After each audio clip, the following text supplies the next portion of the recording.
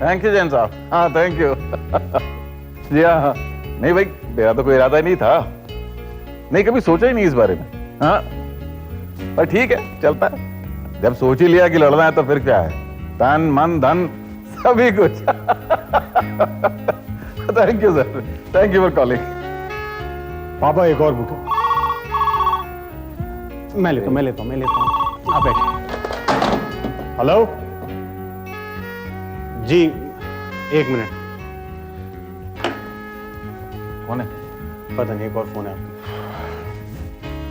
Hello एहसान भाई, शुक्रिया शुक्रिया। लेकिन जनाब सिर्फ मुबारकबाद देने से नहीं चलेगा। अगर आप चाहते हैं कि इलेक्शन में मेरी ही जीत हो तो इलेक्शन कैंपेन में भी आपको बढ़ चढ़कर हिस्सा लेना होगा। सुनिए, सहगल साहब आए हैं, साथ में कमिश्नर साहब भी हैं। बोला। हाँ नहीं मैं आपसे कह रहा था एहसान भाई कि आप जैसे वेलविशर का साथ होगा तभी तो मैं इलेक्शन जीतूंगा। आइए भाई साहब, वो फोन पर बात कर रहे हैं। अल्लाह का करम तो खैर है ही, पर उसके साथ साथ मुझे अल्लाह के बंदों की भी उतनी ही जरूरत है। आप ऑफिस आ जाइए, मिलकर सारी बातें तय कर लेंगे। भाई हमारी मुबारकबाद भी कबूल कीजिए चौहान साहब। अपने इस कीमती वक्त में से थोड़ा सा वक्त हमें भी दीजिए। मैं आपको बाद में फोन करता हूँ। मुबारक हो। Thank you sir, thank you very much. भाई हम तो गले मिलकर मुबारकबाद देंगे। जी घबराइए मत चौहान साहब, हम उनमें से नहीं है जो गले लगकर पीछे से खंजर से वार करते हैं। भाई बहुत बहुत मुबारक हो, बहुत मुबारक हो। आइए आइए त्यागी जी, वाह फूल ही फूल खिल उठे मेरे पैमाने में। आप क्या आए, बहार आ गई वीराने में। वाह भाई चौहान साहब, हमें बहुत खुशी है कि पार्टी ने आपको चुना है। अब सीधा मुकाबला रहेगा हमारा और आपका। मेरा और आपका? अब चौहान साहब चुनाव लड़े बिना तो हम भी नहीं रह सकते। इतने बरसों की आदत पड़ चुकी है, अब कैसे छोड़े। भाई आप पार्टी से बंधे रहेंगे और हम सब बंधनों से आजाद, यानी आजाद उम्मीदवार। अच्छा, तब तो वाकई दिलचस्प होगा मुकाबला। यकीनन रहेगा चौहान साहब, और अगर हम हार भी गए तो हमें अफसोस नहीं होगा, क्योंकि हमारे बेहतरीन दोस्त की जीत हमारी जीत होगी। क्यों त्यागी जी? भाई आप क्यों खामोश हैं? आप भी तो कुछ कहिए। मैं कहूंगा तो आप हैरान हो जाएंगे। अरे त्यागी साहब, एक जमाने में हुआ करते थे हम हैरान बहुत, अब किसी बात पर नहीं होते। आप कहिए ना। आपके जीतने की संभावना बहुत कम है सहगल साहब।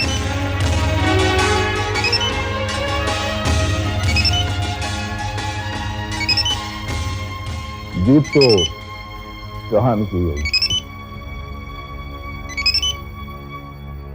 भाई आप बाद में फोन कीजिए। जी हाँ।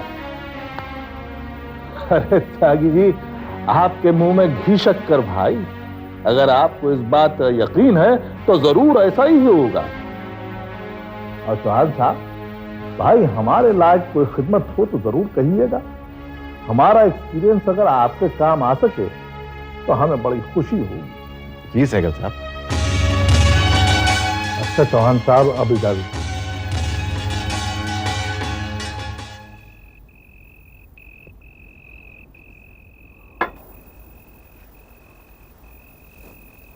इस बार इलेक्शन में काफी खर्चा होने वाला है।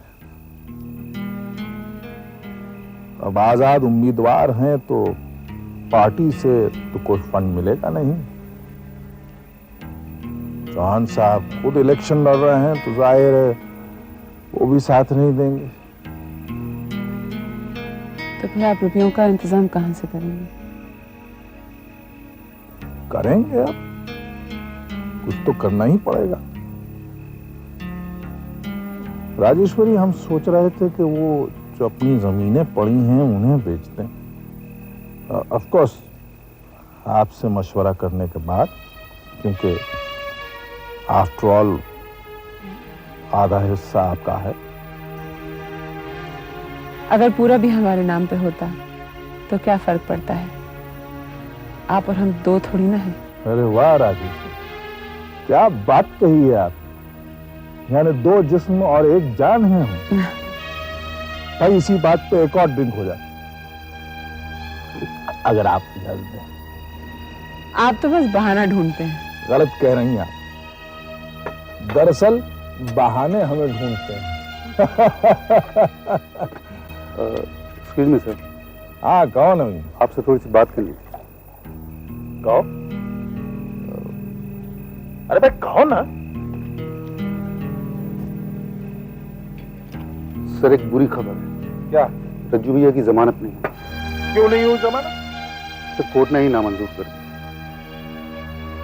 ये तो बहुत बुरा हुआ भाई। अगर रज्जू हवालात में रहेगा तो इलेक्शन में हमारा साथ कौन देगा?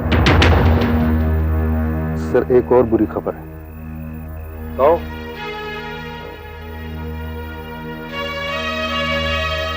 अरे मैं कहो ना।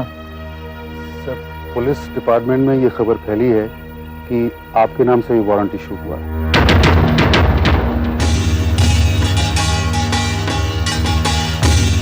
और पुलिस आपको बहुत जल्द अरेस्ट करने वाली है।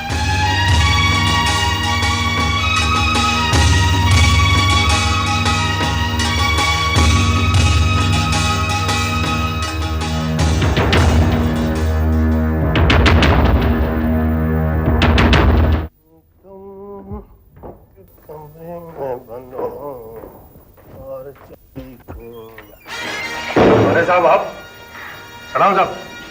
अरे साहब, तुम्हें याद दिलाने आया हूं कि परसों अदालत में तुम्हें बयान देना। ये याद है साहब? रज्जू भैया भी वहां पे होगा। उसे देख के भूल तो नहीं जाओगे कि तुम्हें क्या बयान देना है? कैसी बातें कर रहे हैं साहब? उसने मुझे जान से मारने की धमकी दी, है ना, मैं कैसे भूल सकता हूँ? धमकी उसने दी, लेकिन किसके कहने पे दी? सैगल साहब के। हाँ, यही बयान बेखौफ होकर तुम्हें अदालत में देना होगा। मैं यही बयान दूंगा साहब, आप बेफिक्र रहिए। तुम मेरी नहीं अपनी जान की फिक्र करो। अगर तुमने अपना यही बयान नहीं दिया तो जमीन भी जाएगी और अपनी जान से भी हाथ धो बैठोगे। अरे नहीं साहब, मुझे दोनों चाहिए। मुझे जमीन भी चाहिए और अपनी जान भी सलामत चाहिए। और इन दोनों को बचाने के लिए मैं अदालत में गीता पर हाथ रखकर झूठी कसम भी खा सकता हूँ। झूठ बोला तो खबरदार, जो सच है वही बोलेगा, समझा? समझ गया साहब। एक बात और याद रखो, अगर तुम अपना बयान देने से मुकर गए तो अपनी शक्ल मुझे कभी मत दिखाना, समझे? साहब भला मैं ऐसी हिम्मत कर सकता हूँ क्या? तुम कहीं जा रहे थे? पुलिस की गाड़ी में लिफ्ट दे दूं? अरे नहीं साहब, मैं चला जाऊंगा। नमस्ते साहब।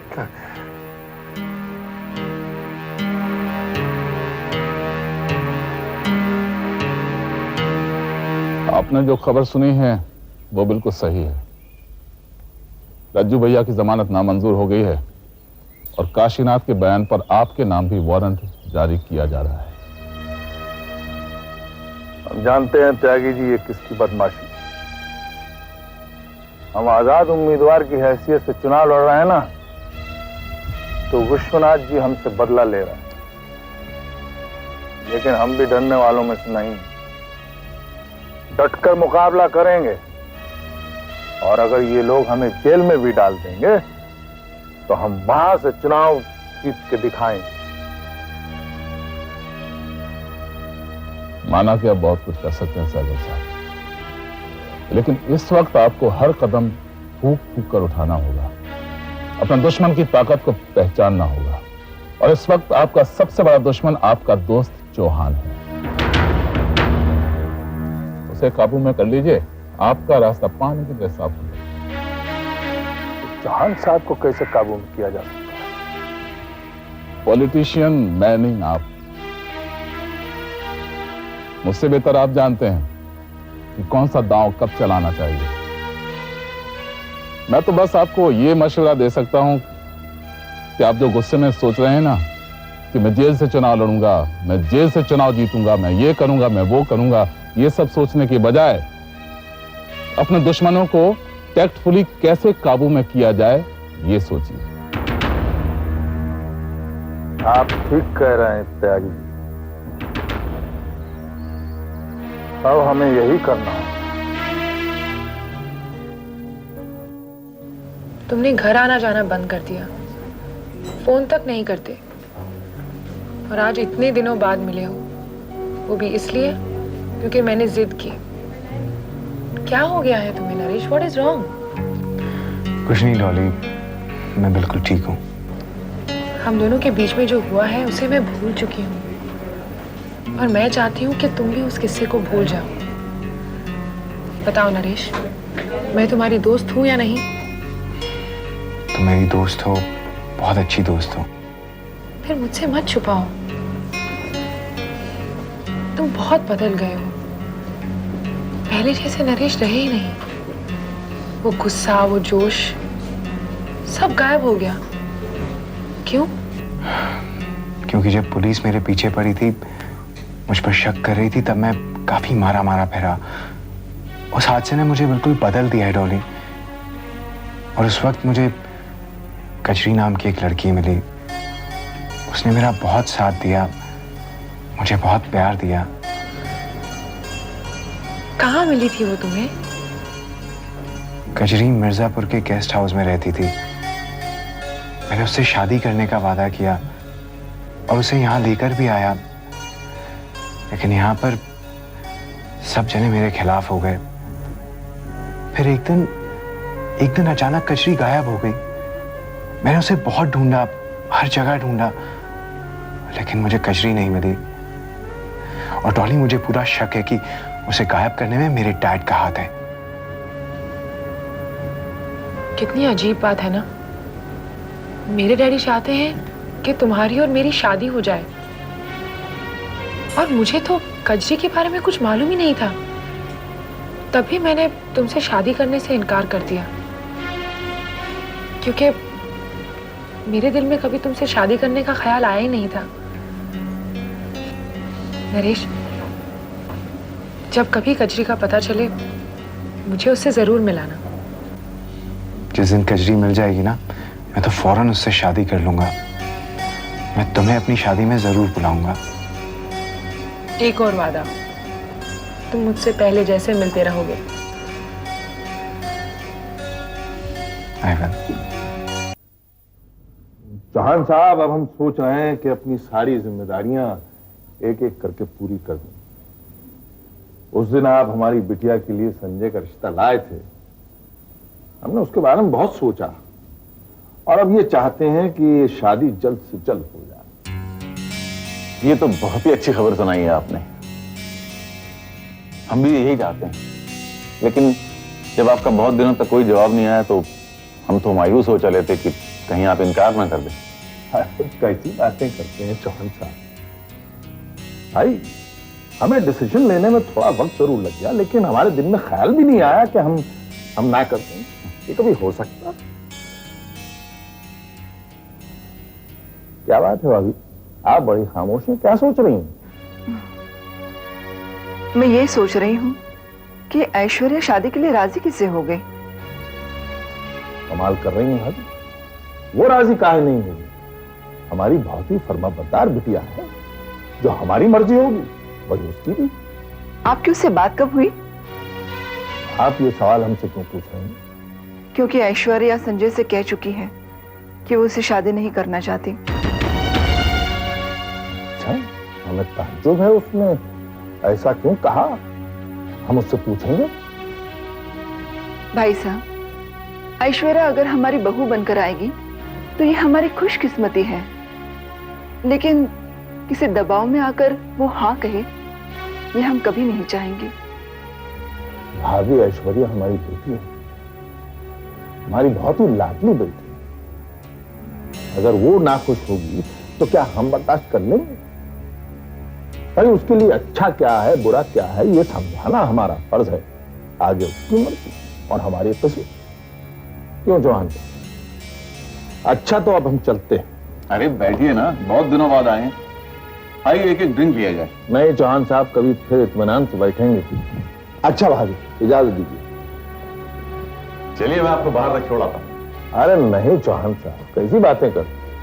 हम आपसे रिश्ता जोड़ने आए हैं और आप हमको छोड़ने की बात करते हैं। साहब आप भी। अरे कोई तकल्लुफ़ ही नहीं होगा, अपना घर है।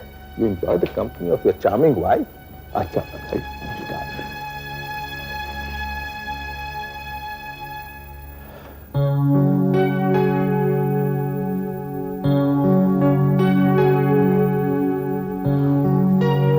वो रिश्ता पक्का करने आए थे, तुम्हें ये जिक्र छेड़ने की क्या जरूरत थी कि ऐश्वर्या ने शादी के लिए मना कर दिया है? मेरे मन को जो बात खटक रही थी मैंने कह दी। एक और बात मुझे अजीब लग रही है। वो क्या? अगर ये रिश्ता तय हो जाता है तो आप दोनों समधी हो जाते हैं, फिर भी आप एक दूसरे के खिलाफ इलेक्शन लड़ेंगे। तो क्या हुआ? माँ और बेटा, सास और बहू, भाई भाई, ये सब एक दूसरे के खिलाफ इलेक्शन लड़ते ही रहे हैं। देखो, राजनीति में जो लोग होते हैं ना, उनकी जितनी भी तारीफ की जाए कम है। अपनी भावनाओं पर काबू रखने की जो शक्ति उनमें होती है, किसी और में नहीं होती। आप ये सब कर पाएंगे? कोशिश करूंगा। समुद्र में कूद ही पड़े हैं तो हाथ पैर तो चलाने ही पड़ेंगे। डूब भी गया तो गम नहीं। मैं ना जीता, समधी साहब तो जीतेंगे।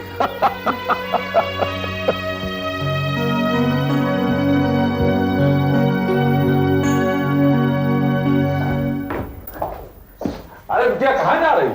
पापा मैं लाइब्रेरी बुक्स वापस करके आती हूँ। अरे कभी कभी पापा के साथ भी बैठा करो। पापा मैं बुक्स वापस करनी है। लाइब्रेरी बाद में चले जाना।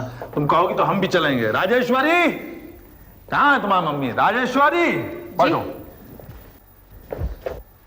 क्या हुआ? अरे क्या हुआ? कुछ हुआ ही नहीं, यही तो प्रॉब्लम है। कोई पार्टी, कोई जश्न, कोई हंगामा, आपको नहीं लगता कुछ ऐसा होना चाहिए? जरूर होना चाहिए। आपके चुनाव जीतने की खुशी में जश्न तो जरूर होना चाहिए। नहीं नहीं, उससे पहले एक और जश्न होगा, अपनी बिटिया की सगाई का जश्न।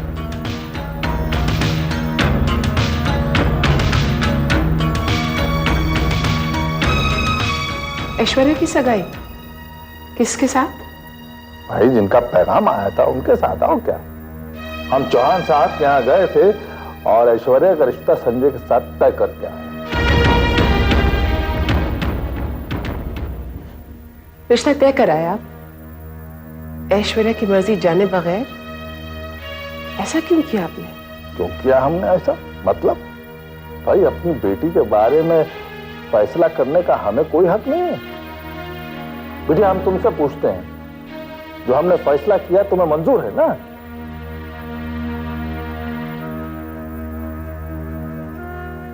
बेटा हमने तुमसे एक सवाल किया है, हमें उसका जवाब दो। पापा, मुझे आपका हर फैसला मंजूर है, लेकिन मुझे एक बात बताइए, आप मुझसे बहुत प्यार करते हैं, बहुत चाहते हैं ना मुझे? संजय से शादी करने के बाद मैं जिंदगी भर नाखुश रहूंगी। अगर ये आपसे बर्दाश्त है तो मैं वही करूंगी जो आप कहेंगे।